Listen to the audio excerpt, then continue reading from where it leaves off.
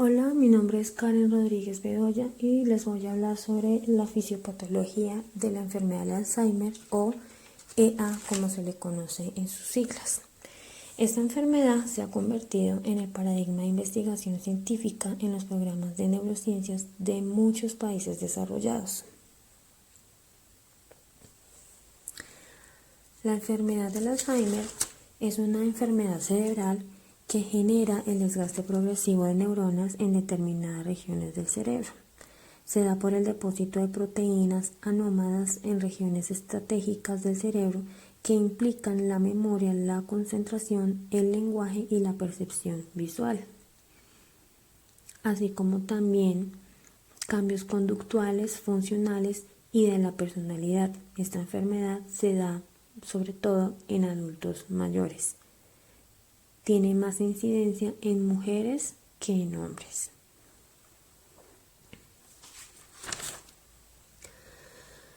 No se sabe a ciencia cierta cuál es la causa de la enfermedad del Alzheimer y una aproximación fisiopatológica podría ser una mutación en el gen APP. Es el que se proporciona la información para sintetizar una proteína llamada proteína precursora amiloidea.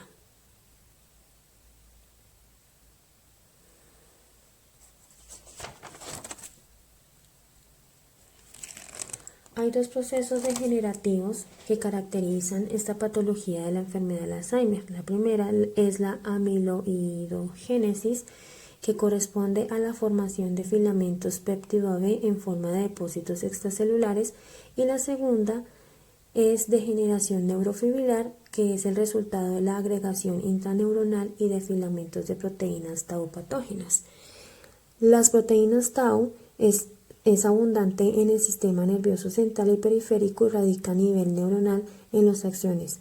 Su función está vinculada en la unión de los microtúbulos que estabilizan el citoesqueleto neuronal. Cuando hay alteración de la transcripción del RNAM, produciría el exceso beta amiloide. El RNAM es el ácido ribonucleico que transfiere el código genético presente en el ADN del núcleo celular a un ribosoma en el citoplasma, es decir, el que determina el orden en que se unirán los aminoácidos de una proteína y actúa como plantilla o patrón de síntesis de dicha proteína. Y el beta amiloide es un péptido, una microproteína.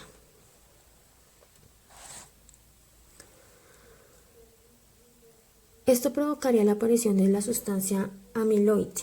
La sustancia amiloide es una proteína normal que se produce en la médula ósea, la cual provocaría alteraciones tóxicas en las neuronas. Recordemos que las neuronas son las células que activan por impulsos eléctricos y están encargadas de transmitir información mediante las conexiones de sinapsis. Ellas son las encargadas de que vivamos de una manera normal.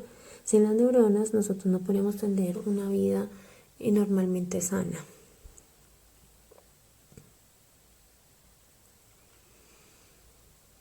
Con la aparición de las anomalías en el citoesqueleto, con un exceso de producción de proteínas tau y anormalidades en la fosforilación, provocaría la muerte de las neuronas.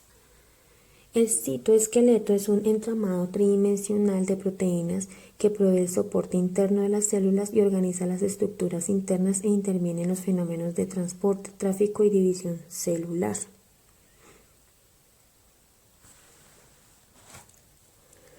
Cuando hay problemas con las proteínas cerebrales y que no funcionan normalmente, interrumpen el trabajo de las células cerebrales, neuronas, y desencadenan una serie de eventos tóxicos. Las neuronas están dañadas y pierden conexiones entre sí y con el tiempo mueren, generando la reducción significativa del cerebro. Las investigaciones se centran en la incidencia de dos proteínas, placas. La beta-amiloide es un fragmento residual de una proteína más grande. Cuando estos fragmentos se agrupan, parecen tener un efecto tóxico en las neuronas y alterar la comunicación entre las células. Estos grupos forman depósitos más grandes denominados placas amiloides, los cuales también incluyen desechos celulares. Las proteínas tau, que son también llamados ovillos, inciden en el transporte interno en el sistema de transporte de una neurona para llevar nutrientes y otros materiales esenciales. En la enfermedad del Alzheimer, las proteínas tau cambian de forma y se organizan en una estructura denominada ovillos neuronales. Los ovillos interrumpen el sistema de transporte y son tóxicos para las células, generando así este problema llamado Alzheimer o enfermedad del Alzheimer. Mi nombre es Sebastián y en este apartado vamos a revisar un poco sobre la prescripción del ejercicio en personas con Alzheimer en el grupo de adultos mayores.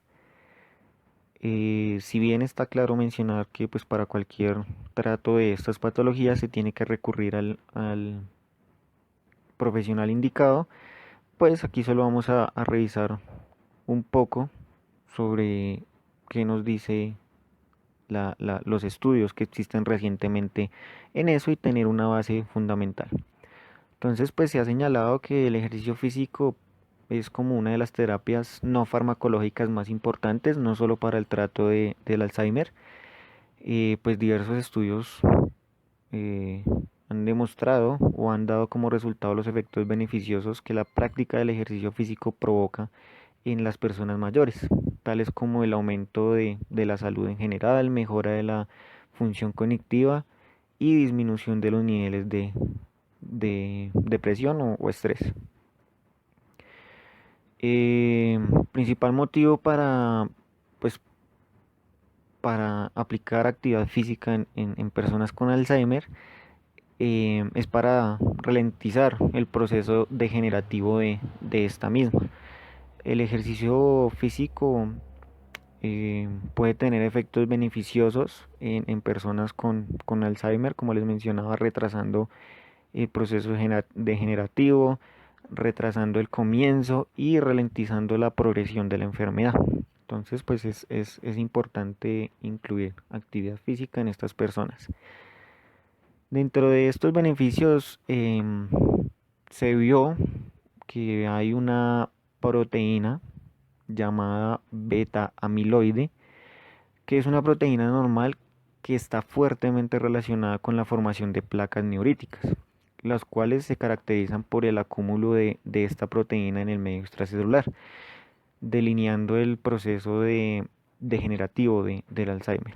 Entonces existe evidencia dentro de estos estudios que la actividad física o el ejercicio físico podría reducir dicha proteína.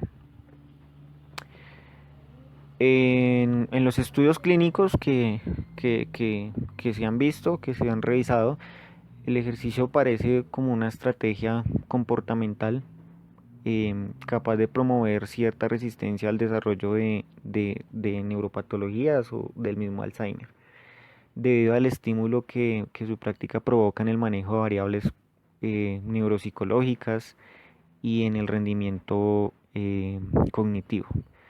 Entonces, parte de esta evidencia eh, se estudiaron diferentes modos de trabajo. Entonces, em, se estudió la práctica del ejercicio de fuerza, pero esta, digamos que aportando a la mejora del Alzheimer no demostró grandes beneficios, ya que solo demostró que puede ser buena en la ayuda de mejorar la funcionalidad del paciente o del usuario. Dentro de la actividad aeróbica se encontró algo beneficioso y era algo del factor neurotrófico derivado del cerebro o FNTC, que igualmente es una proteína que actúa como factor de crecimiento de la familia de las neurotrofinas, que recordemos que pues las neurotrofinas son una familia de proteínas que favorecen la supervivencia de las neuronas. Entonces, pues este FNDC se encuentran en el cerebro y en el tejido periférico.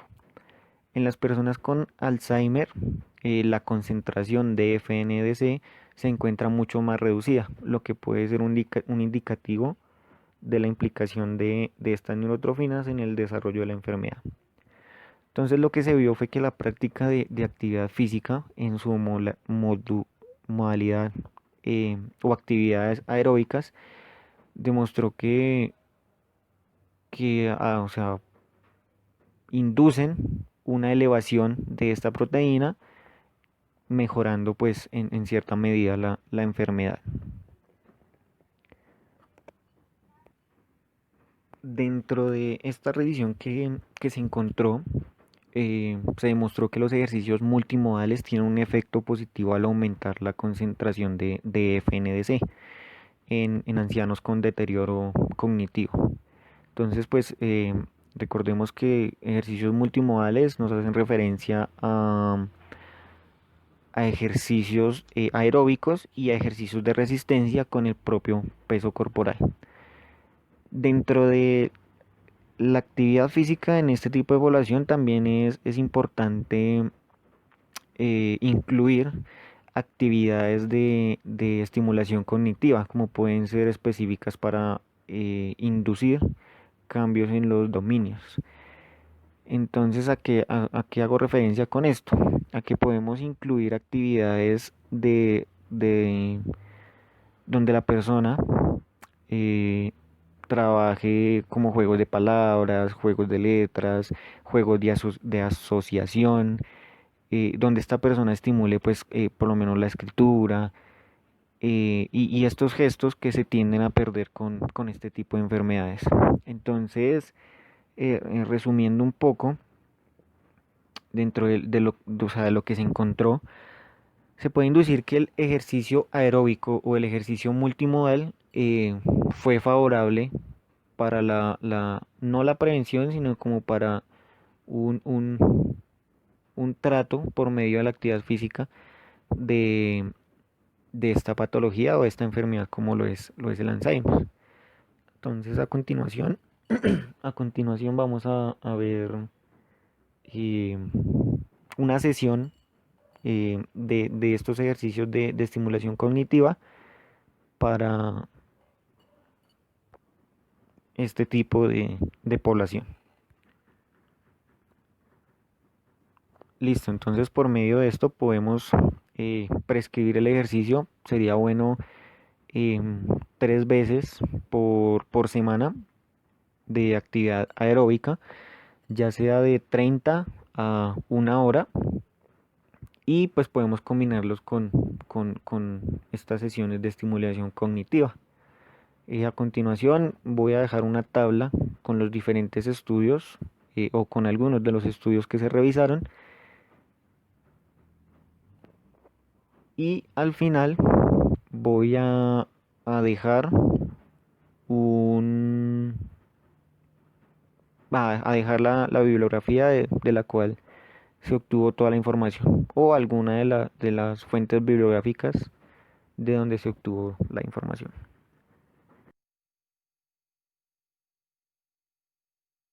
Mi nombre es Mónica Liliana Pinto, estoy en el grupo de Alzheimer.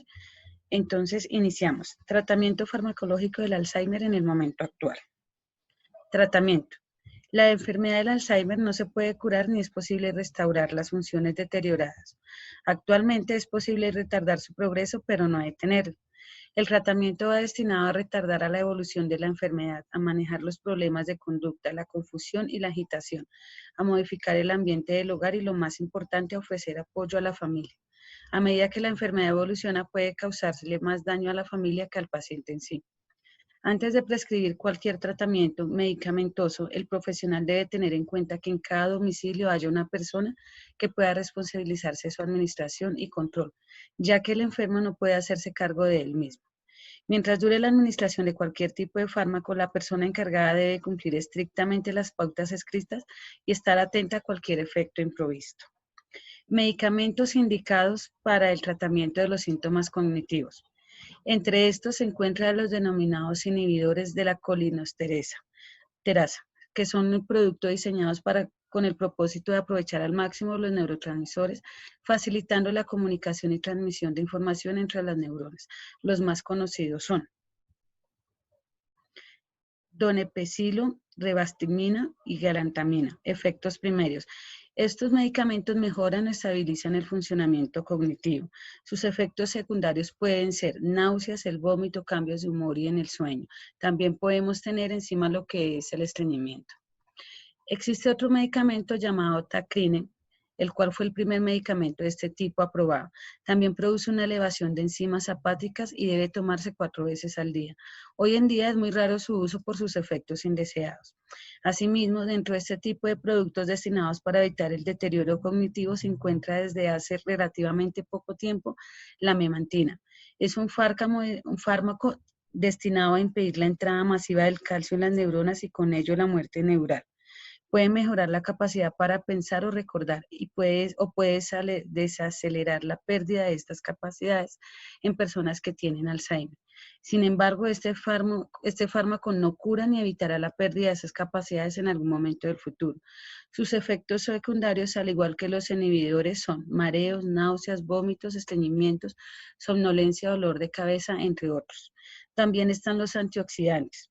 Un estudio encontró que las dosis grandes de vitamina E, selegilene o ambos en combinación pueden retardar levemente la progresión de la enfermedad o sus síntomas.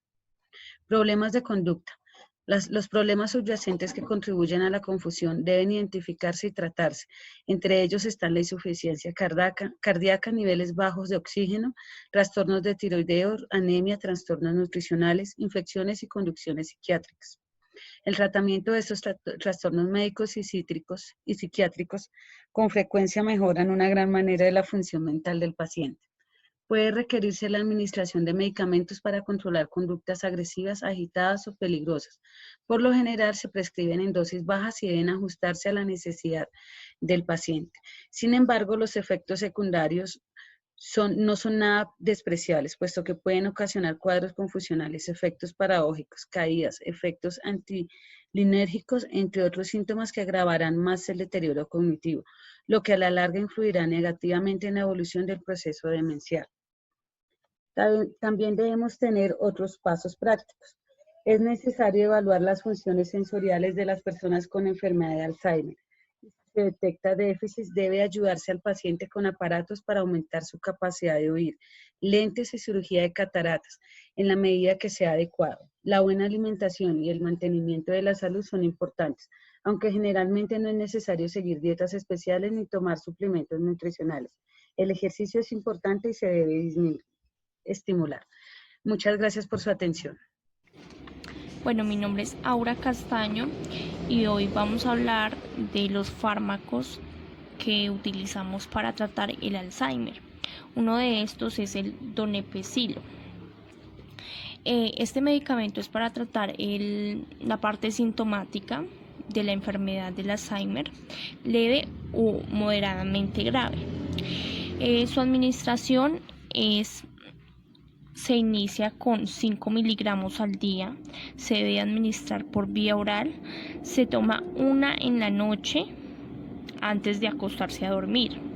Además, se debe mantener durante al menos un mes este tratamiento con el fin de permitir evaluar las primeras respuestas clínicas al tratamiento. El siguiente medicamento del que vamos a hablar es rivastigmina. El tratamiento debe ser iniciado y supervisado por un médico experto en el diagnóstico. Se inicia con 4.6 miligramos por 24 horas. En un mes, si el paciente lo tolera, puede aumentarse a 9.5 miligramos por 24 horas, que es la dosis terapéutica recomendada. Estos se conocen como parches transdérmicos. Se deben aplicar una vez al día sobre la piel intacta, sana, limpia, seca y sin pelo, de la zona baja o alta de la espalda, de la parte superior de brazo, pecho o en una zona donde no roce con la piel la ropa ajustada. Finalmente hablaremos de la galantamina. Como ya sabemos, el Alzheimer es una enfermedad cerebral que lentamente destruye la memoria y la capacidad de pensar, aprender, comunicarse y desarrollar actividades diarias. La galantamina pertenece a una clase de medicamentos llamados inhibidores. Funciona al aumentar la cantidad de una sustancia natural producida por el cerebro, que es necesaria para la memoria y el pensamiento.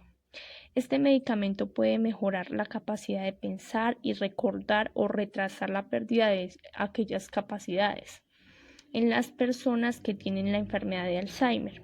Sin embargo, no cura la enfermedad de Alzheimer ni previene la pérdida de las capacidades mentales en el futuro. La galantamina viene envasada en forma de tabletas de cápsulas de liberación lenta y como solución líquida. Para tomar por vía oral, las tabletas y el líquido por lo general se toman 2 veces al día con cada comida, en la noche y en la mañana. Las cápsulas de liberación lenta por lo general se toman 1 vez al día, en la mañana.